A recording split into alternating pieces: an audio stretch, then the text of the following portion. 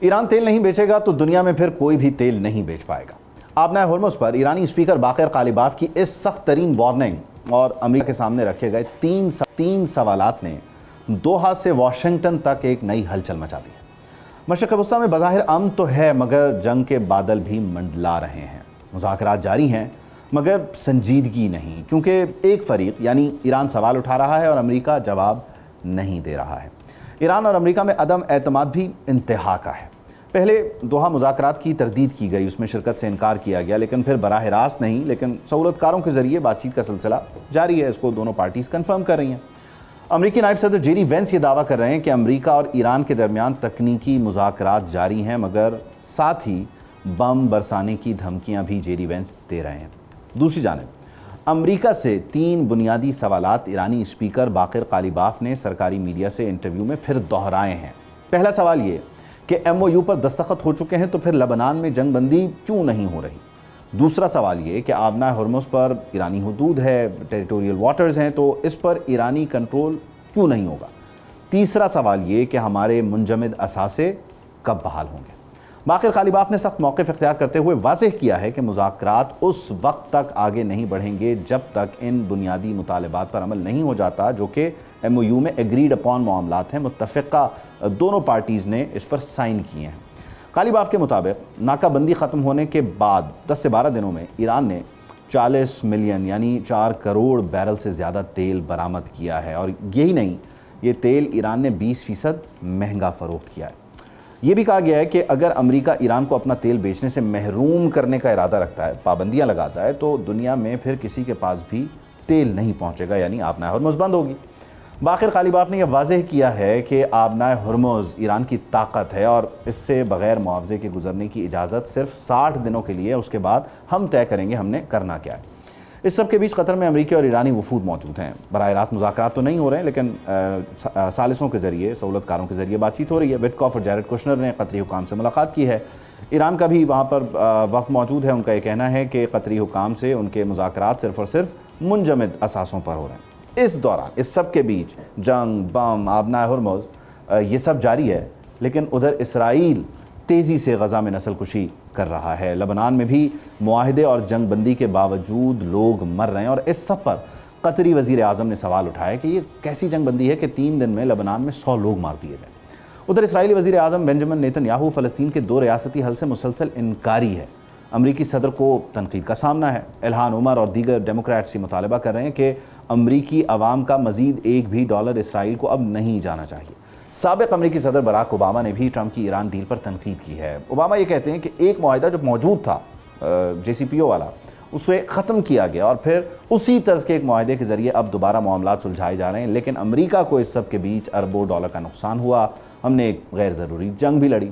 اب امریکہ ایران بات چیت بھی کر رہے ہیں، مذاکرات ہو رہے ہیں، لیکن اس میں کوئی امید افزا نتیجہ نکل کر سامنے نہیں آ رہا ہے۔ ساتھ ہی ساتھ دھمکیاں بھی ہیں اور اس سب کے بیچ اسرائیل اپنا کام جاری رکھے ہوئے۔ معاملات جا کس طرف رہیں اس کو ان ڈیٹیل ڈسکس کریں گے۔ سردار مسعود خان صاحب ہمیں جوائن کر رہے ہیں، سابق مستقل مندوب ہیں اقوام متحدہ میں اور جنیوا میں اور نیو یارک میں پاکستان کے سفیر رہے ہیں، چین اور امریکہ میں پاکستان کے سفیر رہے ہیں، سابق صدر آزاد جموں کشمیر ہیں۔ بہت شکریہ سردار صاحب۔ اس وقت جو ساری صورتحال ہے امریکہ اور ایران کے درمیان، بنیادی طور پر آپ کیا سمجھتے ہیں کہ یہ اعتماد کا فقدان ہے کہ جس میں بظاہر دونوں فریق بات چیت کرنا بھی چاہتے ہیں، لیکن جو ٹیکنیکل ٹیمز نے معاملات کو 60 دنوں میں آگے لے کر چلنا تھا وہ اس طرح سے آگے لے کر چل نہیں پا رہے، بلکہ انہی پوائنٹس پر یا انہی نکات پر الجھے ہوئے ہیں کہ جہاں تک ایم او یو تک پہنچنے میں انہیں مشکلات کا سامنا رہا؟ آبنائے ہرمز، منجمد اثاثے، تیل کی ترسیل وغیرہ کے معاملات جیسے کر باقر قالیباف کا انٹرویو ہے، آپ سمجھتے ہیں کہ یہ ٹرکی ہو گیا ہے، مشکل ہو گیا ہے فردر، یا یہ ایک چھوٹا سا ایک مشکل ہے جس کو عبور کرتے ہوئے زیادہ دیر نہیں لگے گی دونوں فریقین کو؟ میں سمجھتا ہوں کہ یہ چھوٹا سا ایک مشکل موڑ ہے، لیکن اس کے بعد جو ہے دونوں فریقین چاہتے ہیں کہ ایک معاہدہ ہو جائے۔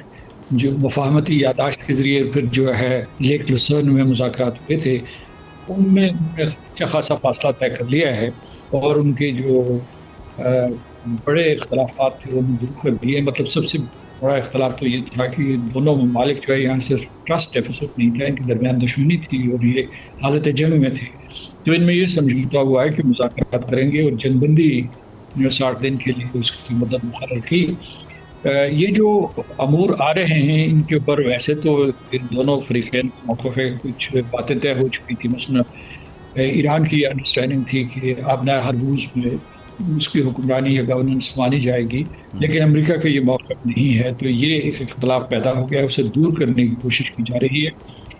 मेरा जहाँ तक ख़्याल है, मेरा अपना ये ख़्याल है कि अगर जो है इस पूरी सूरत हाल को जूं को तूं रखा जाए, यानी मतलब आप ना हरमूज़ जो है ना उसमें टोल लिया जाए, ना कोई सर्विस फ़ी ली जाए, और ना फिर जो है कोई ये बाँटें इसे ओमान और ईरान में कि जनाब हुक्मरानी को तक़सीम करते हैं या कोई सर्विस फ़ीस लेंगे, तो इससे अमेरिका की एतमाद साज़ी हो जाएगी। दूसरी तरफ अमेरिका जो है, अगरचे उसने ये वादा किया हुआ था तो वो मुतबादल रास्ते बनाने की कोशिश कर रहा था।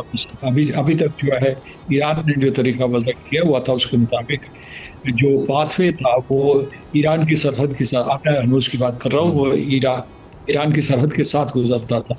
अमेरिका ने ये किया कि एक मुतबादल रास्ता जो ओमान की सरहद के पास से गुजरता था उसे तराशने की कोशिश की, जिसकी वजह से ये रद्द अमल हुआ है।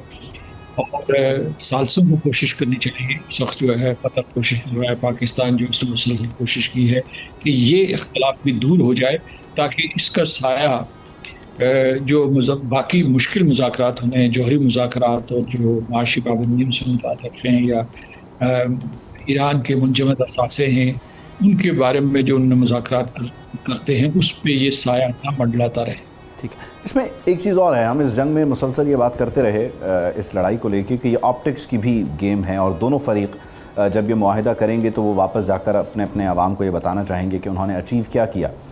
इसका कहीं एक रुख, एक पहलू ये तो नहीं कि ईरान जो कि बहुत हद तक मामलात को खुश असलूबी से सफारतकारी के ज़रिए लेकर चल रहा था, वो बुनियादी तौर पर आइंदा कुछ दिनों में होने वाली जो ख़ामनाई की नमाज जनाजा है और उस सिलसिले में दीगर जो उनके वहाँ पर प्रोग्राम हैं, उस तनाजुर में वो दोबारा एक ऐसे ऑप्टिक्स क्रिएट कर रहा है कि जहाँ वही जोश, वही वलवला, वही गर्म जोशी जो जंग के दिनों की थी उसको ज़रा रिक्रिएट कर सके। इसको इस तनाजुर में भी देखा जाए, या आप समझते हैं कि ये बुनियादी तौर पर गैर ज़रूरी है? दोनों तरफ ये मसला चल रहा है। सदर ट्रंप ने एक बहुत ही तारीखी मकाम की यादाश्त की और उससे जो है पूरे पूरा मशरक़ वस्ती का नक्शा बदल सकता है, लेकिन उससे इसराइल भी खुश नहीं है, और वहाँ अमेरिका के अंदर इसराइल नवाज लॉबी मौजूद है, वो भी खुश नहीं है। ख़ुद जो रिपब्लिकन्स हैं जिनको आप क्रिश्चियन ज़ायनिस्ट कहते हैं, वो भी इस पूरे के पूरे मामले में, या जो भी ये यादाश्त सामने आई है, इससे खुश नहीं है। तो इसलिए वहाँ भी रद्द अमल हो रहा है। यहाँ ये है कि यानी ईरान की जो क़यादत है जिसने ये मुक़ावमती यादाश्त के दस्तखत किए हैं, बाकर कालिबाफ या उसके अलावा जो दूसरे थे अब्बास अराग़ची, वो अपनी क़यादत को तासुर नहीं देना चाहते कि कोई ने हद से बढ़कर अमेरिका को रियायत दे दी। अगर मुझसे पूछे तो मैं कहूँगा कि अमेरिका ने ईरान को, अगर ये सारे का सारा मामला पाया तकमील को पहुँच जाता है, तो अमेरिका ने ईरान को बहुत सी रियायतें दी हैं, और बल्कि उसे उसका यहाँ पूरे के पूरे खलीजी रियासतों में, मशरक़ वस्ती में उसके स्टेटस को बहाल करने की कोशिश की है और उनको खलीजी रियासतों से जोड़ने का एक फार्मूला पेश किया है। लेकिन फिर भी ये जो वहाँ के नेगोशिएटर्स हैं ईरान के, वो जवाबदेह हैं अपनी नज़रियाती क़यादत के साथ में। तो रहबर आला है, सुप्रीम नेशनल सिक्योरिटी काउंसिल है, पासदारान इंक़लाब हैं, ख़ातमुल अंबिया हेडक्वार्टर्स हैं। तो वहाँ सियासी सेंटर्स के अलावा कई वहाँ मुख्तलिफ़ किस्म के सेक्टर्स मौजूद हैं, और हर मुआशरे में कोई ना कोई सियासी कशमकश जारी रहती है। ये जंग है, अगरचे ईरान जानिब है ये दावा करने में कि उन्होंने इतने दो बड़े हमले, दो बड़े मुल्कों के बड़े हमलों को सहा है, जज्ब किया है, लेकिन उसके बावजूद जो है जंग के बाद कुछ इस किस्म की तनकीद का सिलसिला शुरू हो जाता है। तो आपने सही इसकी तशरीह की कि जो नजफ़ करबला में तदफीन का जो किया जा रहा है, मैंने जो आखिरी खबरें पढ़ी थी, तो उसे एक बहुत इलामती शक्ल दी जा रही है, न सिर्फ ईरान के लोगों के लिए बल्कि जो शिया मसलक के लोग हैं उनके लिए, फिर जो मुसलमान हैं सारे के उम्मत मुस्लिमा के लिए एक बहुत बड़ी इसकी इलामती हैसियत, ज़ाहिर है वो एक ऑप्टिक वैल्यू रखती है। अच्छा, इसमें एक चीज़ और भी है सरदार साहब, बुनियादी तौर पे जो फ्रेमवर्क एग्रीमेंट हुआ है इसराइल और लेबनान के दरमियान, اس کو لے کر ٹھیک ہے بہت سارے سوالات موجود ہیں، قطری وزیر اعظم بھی اس پر تنقید کریں کہ یہ کیسا معاہدہ ہے کہ 3 دنوں میں 100 لوگ مار دیے، لیکن ایران کا جو ایمفیسس ہے وہ بنیادی طور پر اس سب سے ایکسکلوڈ ہونے پر ہے۔ کل باقر قالیباف نے یہ بھی کہا کہ جو ہم نے ایک کمیٹی بنانی تھی وہ امریکہ، لبنان اور ہمارے درمیان معاملات کو لے کر چلے گی۔ آپ سمجھتے ہیں کہ یہاں ایکسکلوڈ کیے جانے کو، یعنی حزب اللہ مائنس اینی نیگوسیشن کو، ایران جو ہے وہ کسی صورت قبول کرنے کے لیے تیار نہیں ہے، اور لبنان کی حکومت جو ہے وہ حزب اللہ اور ایران کی جو مداخلت ہے اسے قبول کرنے کو تیار نہیں ہے؟ یہاں بھی معاملہ بہت پیچیدہ ہے۔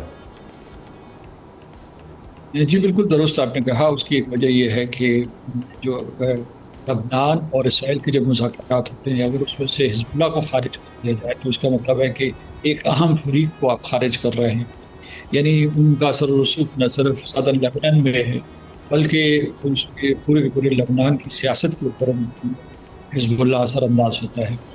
تو اور جو عجیب فارمولہ بن رہا تھا امریکہ میں مذاکرات ہو رہے تھے، اس میں یہ کہا جا رہا تھا کہ جو قابض فوجیں ہیں تو اپنی جگہ پہ رہیں، یعنی اسرائیل تقریباً اس کے 600 مربع کلومیٹر کے علاقے کے اوپر قابض ہے اور 2000 مربع کلومیٹر کے اوپر اس کے آپریشنز جاری ہیں، اس سے بھی بلکہ اوپر شمال کی طرف۔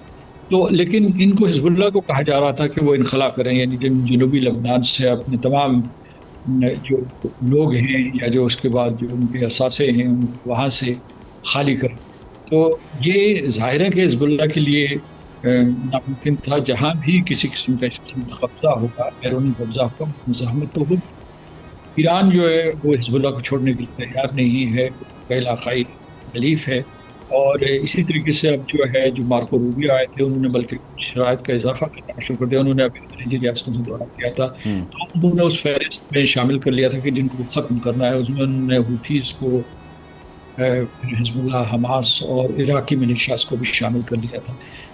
اس کا مطلب یہ ہے کہ وہ جو اسرائیل کی پرانی تجویز تھی کہ ان تمام اس پورے علاقائی حلیفوں کو ڈسمینٹل کیا جائے، اسے دوبارہ سے ریوائیو کیا گیا، تو یہ ایک رکاوٹ رہے گی۔ یہ بلکہ یہ جو آبنائے ہرمز سے بڑی رکاوٹ اسرائیل کی طرف سے جو مخالفت ہے وہ رہے گی۔ اسرائیل کا نہ صرف یہاں براہ راست خطے میں بڑا اثر و رسوخ ہے، اپنے خلیجی ریاستوں میں بڑے تعلقات بنا لیے ہیں ابراہیم اکارڈز کی وجہ سے، لیکن بلکہ اس سے بڑھ کے امریکہ کے اندر ان کا بہت اثر و رسوخ ہے اور وہ اس کے بھرپور طریقے سے استعمال کرنے کی کوشش کرتے ہیں۔ ٹھیک ہے، سبسکرائب کریں اور بیل دبائیں تاکہ کوئی خبر رہ نہ جائے۔